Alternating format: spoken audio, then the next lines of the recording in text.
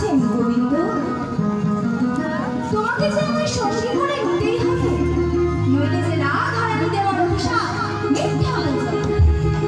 গোবিন্দ, বেশ, তবে আজ থেকে তুমি আমার সঙ্গী হবে, কেমন? আজ থেকে তুমি আমার সঙ্গী হবে।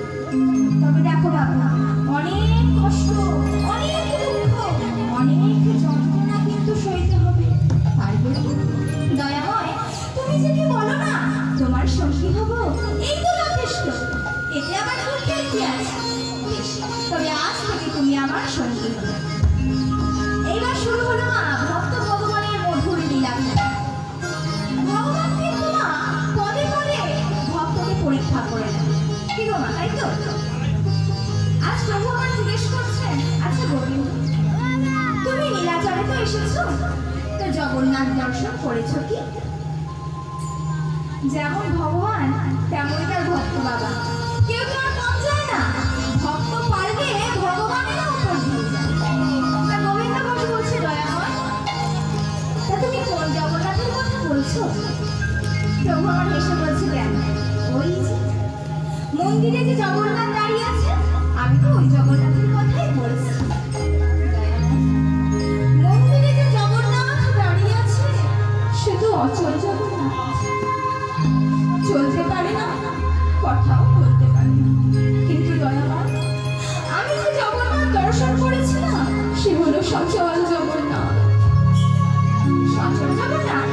তুমি আমার সচল জগন্নাথ কোথায় দেখে এসেছো? কেন দয়াময়, তুমি তো আমার জগন্নাথ, তুমি তো আমার সেই মাধব। শুধু আমি বলি না গো, সারা জগৎ জানে।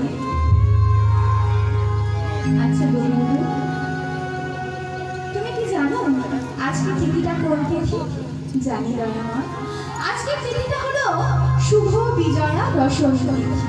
বাহ, বেশ, তবে গোবিন্দ, আজকের এই শুভ দিনে আমরা নীলাচল ছেড়ে তীর্থ ভ্রমণে বেরিয়ে পড়বো, কেমন?